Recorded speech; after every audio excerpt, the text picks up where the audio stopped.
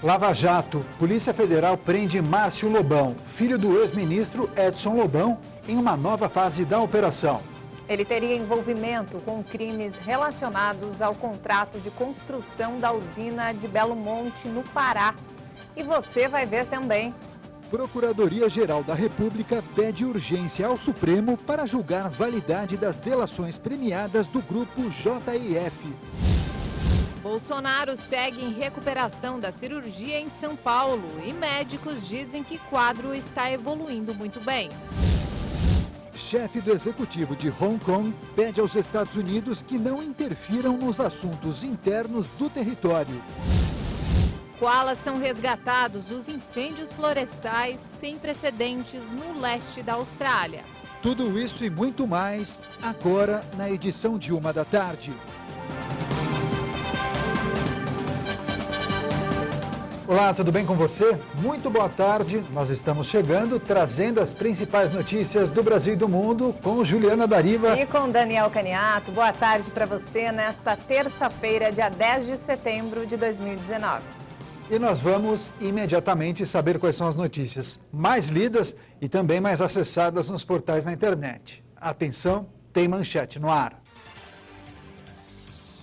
Abrimos com o destaque do UOL. E-mails mostram que Lamia e corretora sabiam de proibições em voo da Chape. Gente, os textos mostram que a companhia aérea e a seguradora sabiam que a empresa boliviana que transportou os jogadores da Chapecoense não poderia operar. Muito triste, né? Em novembro de 2016, o avião caiu em Medellín, na Colômbia, e matou 71 pessoas. Em uma das conversas, os dois ignoraram o fato de que voos fretados, como era o da Chape, são proibidos de sobrevoar o espaço aéreo da Colômbia. Há indicações também de favorecimentos políticos. Que absurdo, né? Brincar com a vida humana desse jeito. Agora a notícia da BBC News. Mulheres são maioria nas universidades brasileiras, mas têm dificuldades em encontrar emprego. A mulherada está estudando mais. 25% delas, entre 25 e 34 anos, têm ensino superior, contra 18% dos homens. E a probabilidade que elas têm de se formar é 34% maior que a deles. Muito bom. O problema é que elas têm menos chance de conseguir emprego, segundo a OCDE, a Organização para a Cooperação e Desenvolvimento Econômico. Mas se o quesito oportunidades iguais for relevante, nosso país vai precisar melhorar muito as chances para as mulheres. O site Só Notícia Boa traz uma história muito legal. Disney faz surpresa a menino que doou dinheiro da viagem a desabrigados do furacão. Já ouviu aquele ditado? Tudo que vai, volta? Então, se o que vai é o bem, aí é que volta mesmo. E foi o que aconteceu com Germany Bell. Esse menino muito fofo doou o dinheiro que tinha juntado para comemorar o aniversário de 7 anos na Disney. Ele comprou cachorro quente e batata frita para cerca de 100 vítimas do furacão Dorian. Que gesto bacana, né? O pessoal da Disney também achou e levou os personagens do parque até a casa do Germany. Olha só a cara de espanto dele. Adorei! E tem mais, o menino generoso também ganhou a ida ao parque. Muito bom, né, gente, ver histórias assim? Happy birthday, dear Tremaine. Happy birthday to you.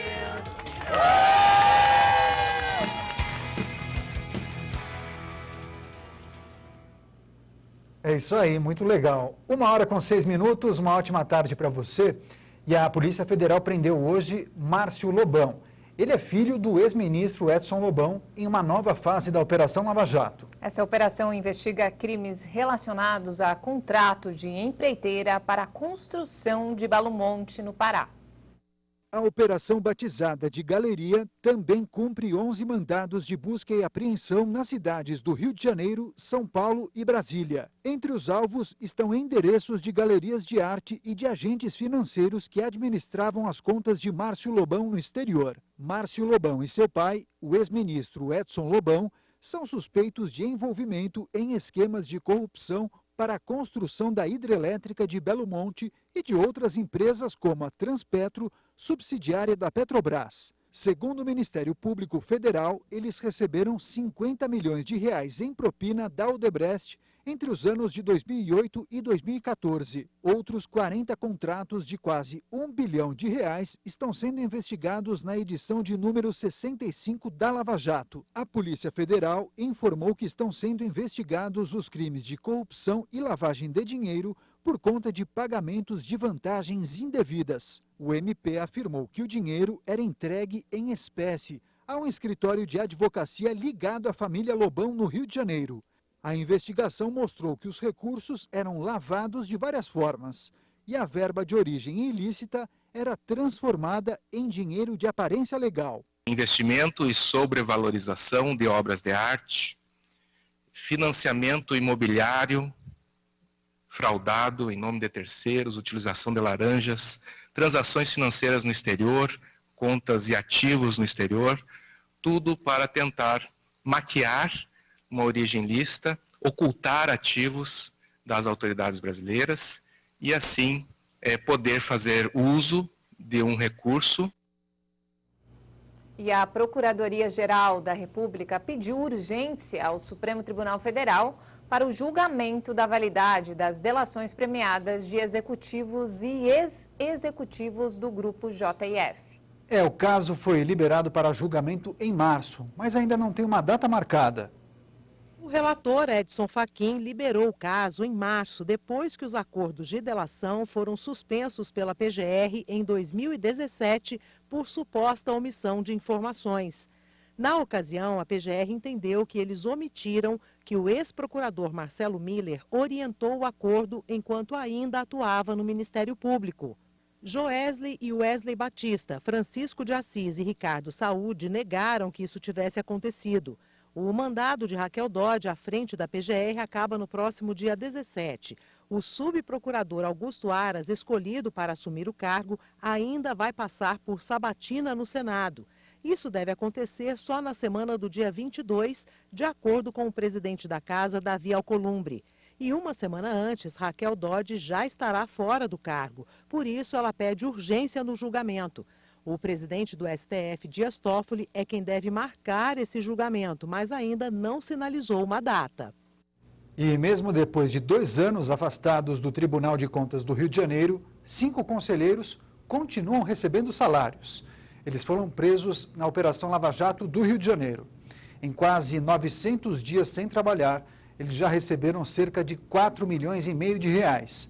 Os 5 foram presos temporariamente na Operação Quinto do Ouro, no fim de março de 2017.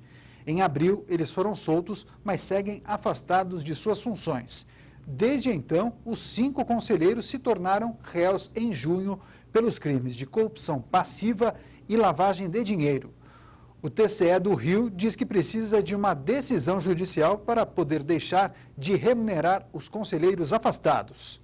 Policiais civis cumpriram mandados hoje de manhã contra um esquema de fraude em licitações em Santa Catarina. Veja esse e outros destaques em um giro de notícias pelo país.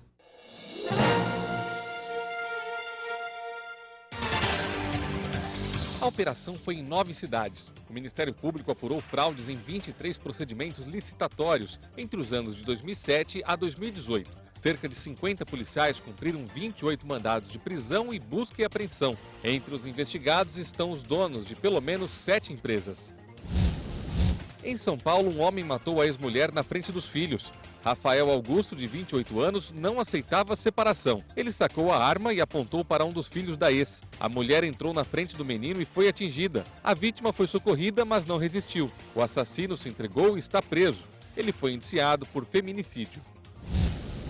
A polícia procura por criminosos que assaltaram mãe e filho na zona sul de São Paulo. Câmeras de segurança flagraram toda a ação. A vítima colocava o filho na cadeirinha quando foi abordada por 3 homens. Com um susto, a vítima caiu no chão e se agarrou ao bebê.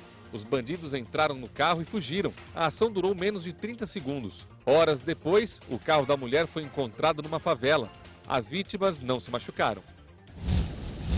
A Justiça do Ceará negou o habeas corpus do médico e ex-prefeito de Uruburetama pelos crimes de abuso sexual. José Paiva teve a licença médica suspensa por 6 meses e está preso desde julho. Ele é acusado de praticar abusos contra pelo menos 23 mulheres e de gravar os crimes em seu consultório. Em São Luís do Maranhão, a justiça absolveu o policial militar Francisco Silva Lima do assassinato do pedreiro José Batista. O crime foi em outubro de 2011. Outros 2 agentes já foram indiciados pelo mesmo homicídio. Na versão da polícia, a vítima estava em fuga e os agentes agiram em legítima defesa. Mas o laudo mostrou que 5 tiros foram dados como se o pedreiro estivesse sentado. Destaque internacional: o presidente da Venezuela, Nicolás Maduro, afirmou que o governo colombiano tentou afetar o seu sistema de defesa, recrutando militares venezuelanos. E a tensão entre os 2 países só cresce. A tensão entre Venezuela e Colômbia ganhou novas acusações por parte de Caracas. O presidente venezuelano Nicolás Maduro afirmou que o governo colombiano tentou interferir nos radares de defesa aérea em aviões e no sistema de mísseis do país. Nós temos as provas e hoje o ministro das Comunicações e Informação, Jorge Rodrigues, adiantou parte das provas. Provas de que nos últimos 3 meses a inteligência do governo colombiano tentou cooptar suboficiais e oficiais venezuelanos para atrapalhar o sistema de radares. No final de agosto, o presidente colombiano Iván Duque acusou o governo Maduro de abrigar e apoiar dissidentes da extinta guerrilha das Farc. Nesta terça-feira, a Força Armada venezuelana iniciará manobras militares na fronteira com a Colômbia por ordem direta de Maduro.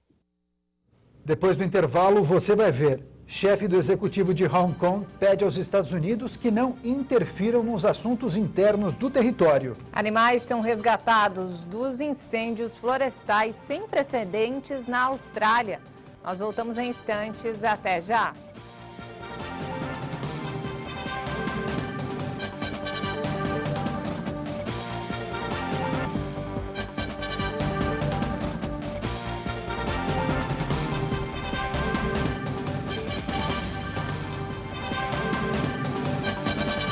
Nós estamos de volta a 1h18 e o presidente Jair Bolsonaro continua em plena recuperação da cirurgia que fez no domingo em São Paulo.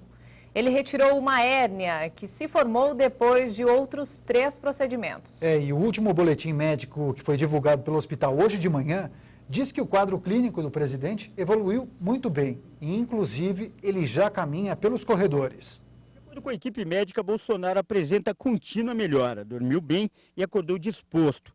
Ele também faz sessões de fisioterapia e caminhadas nos corredores do hospital, como mostra esse vídeo, divulgado pela Presidência da República. A preocupação é evitar trombose. 48 horas depois da cirurgia, o presidente mantém a dieta líquida, à base de chá, gelatina e caldo ralo. O doutor Macedo nos informou de que não há pressa para retornar à alimentação e isso está completamente dentro do previsto. Por recomendação médica, as visitas continuam restritas, mas quem esteve aqui ontem à tarde foi o vice-presidente Hamilton Mourão, atual presidente em exercício. Ele e Bolsonaro conversaram por cerca de 15 minutos e o teor da conversa não foi revelado. A licença vai até quinta-feira e a partir daí Bolsonaro deve reassumir a presidência da República, segundo informou o porta-voz, mesmo que seja necessário trabalhar daqui, do hospital.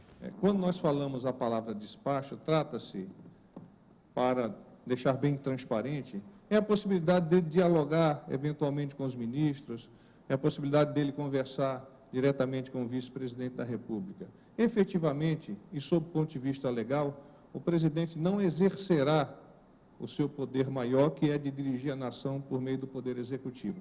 Neste momento, a responsabilidade é do general Mourão.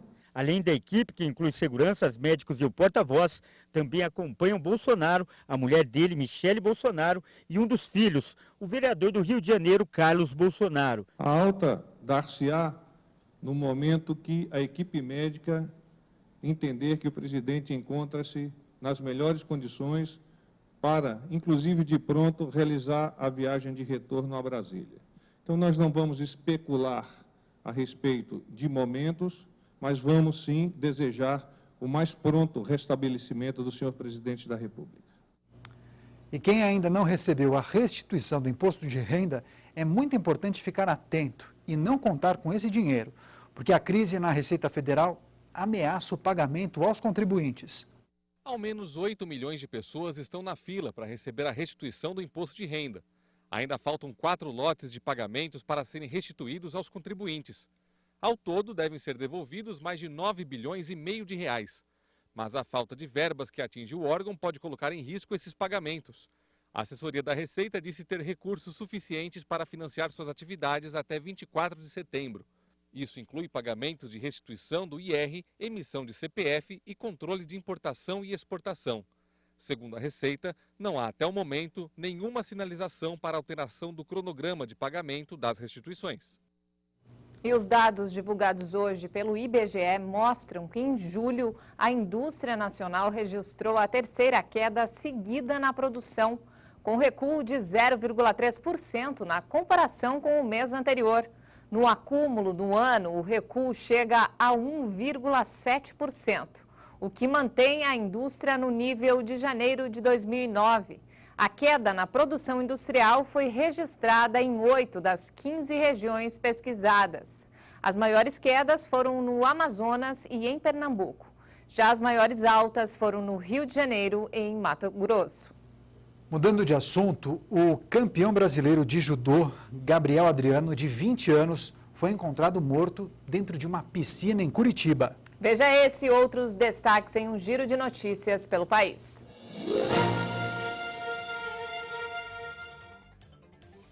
O judoca Gabriel Adriano integrava a seleção sub-21. Ele foi encontrado por familiares no fundo da piscina de um condomínio de Curitiba. Gabriel Adriano tinha 20 anos e conquistou títulos estaduais e também já foi campeão brasileiro em 2016. A Polícia Civil está investigando o caso. Os 2 seguranças que agrediram um adolescente em um supermercado de São Paulo foram indiciados por tortura. A vítima fez o reconhecimento deles nesta segunda-feira. Os agressores gravaram o crime. O jovem de 17 anos foi chicoteado nu em uma sala porque teria furtado chocolates. A pena para um crime de tortura pode variar de 2 a 8 anos de prisão. A Polícia Civil do Rio de Janeiro fez uma operação para identificar autores de roubos e furtos na região do Maracanã. 18 pessoas foram presas numa cracolândia da região. Como não houve ação de acolhimento, todas voltaram para as ruas. 14 dos presos já tinham passagem pela polícia. Um deles era foragido da justiça. Em Planaltina, no Distrito Federal, o laudo sobre a morte da funcionária do Ministério da Educação, Letícia Souza Melo, aponta que ela não sofreu abusos. A jovem foi assassinada por Marinésio Olinto, conhecido como maníaco em série. Ele está preso e responde por outro homicídio, além de 10 crimes de violência sexual. A Justiça do Pará ordenou a retirada de invasores da reserva indígena Trincheira Bacajá. O prazo para deixar o local é de 7 dias, sem que a força da polícia seja usada. A área fica em um ponto-alvo de extração ilegal de madeira, grilagem e garimpo ilegal desde o ano passado. E a chefe do executivo de Hong Kong, Carrie Lam, pediu aos Estados Unidos nesta terça-feira que não interfiram nos assuntos internos do território, após manifestações solicitando que Washington aumente a pressão sobre Pequim. A declaração foi feita pela chefe do Poder Executivo do território semi-autônomo, depois que manifestações pediram que Washington aumente a pressão sobre Pequim. É extremamente inapropriado que qualquer país interfira nos assuntos de Hong Kong e nunca vamos aceitar que essas nações tenham um papel de partes interessadas. Milhares de pessoas têm participado de manifestações em Hong Kong nas últimas 14 semanas. No domingo, os militantes pró-democracia se concentraram diante do consulado dos Estados Unidos para pedir que o Congresso, em Washington, aprove uma declaração de apoio aos protestos. Tal declaração poderia afetar as vantagens comerciais que Hong Kong mantém com os Estados Unidos. Na visão de Lam, qualquer mudança nas relações com Washington representaria uma ameaça aos benefícios mútuos. A ex-colônia britânica atravessa sua pior crise desde sua devolução para a China em 1997. São ações quase diárias para denunciar principalmente o recuo nas liberdades e a crescente interferência de Pequim nos assuntos da região semi-autônoma. E a alemã Ursula von der Leyen apresentou nesta terça-feira a equipe com a qual deve enfrentar desafios como mudança climática, o Brexit ou o relacionamento com os Estados Unidos. A finalização da negociação com os países do Mercosul e o futuro relacionamento com o Reino Unido acontecerão na gestão da alemã. A partir de novembro, ela se tornará a primeira mulher à frente da Comissão Europeia. Ursula prometeu que o órgão estará comprometido com políticas sustentáveis. A conservadora alemã divulgou as pastas que ocuparão a partir de 1º de novembro cada um dos 26 comissários de seu futuro executivo. Não haverá um representante britânico, já que a saída do Reino Unido do bloco está prevista para 31 de outubro. A futura Comissão Europeia deverá agora passar pelo trâmite da Eurocâmara, que se pronunciará sobre o futuro executivo em 22 de outubro. Mas primeiro, entre 30 de setembro e 8 de outubro, os novos comissários serão submetidos a audiências diante de suas respectivas comissões parlamentares. A nova Comissão Europeia estará próxima da paridade, com 13 mulheres e 14 homens. E olha só, uma coala e seu filhote foram resgatados dos incêndios florestais no leste da Austrália. E as equipes trabalham sem parar no combate às chamas, que, segundo as autoridades, podem durar semanas. Veterinários afirmaram que os 2 coalas estão em condições estáveis, mas os sintomas da inalação de fumaça podem levar até 3 dias para desaparecer. Mais de 130 incêndios estão ocorrendo nos estados de Queensland e Nova Gales do Sul. As chamas são alimentadas por ventos fortes e uma seca prolongada. Este é um início particularmente feroz e precoce da temporada de incêndios.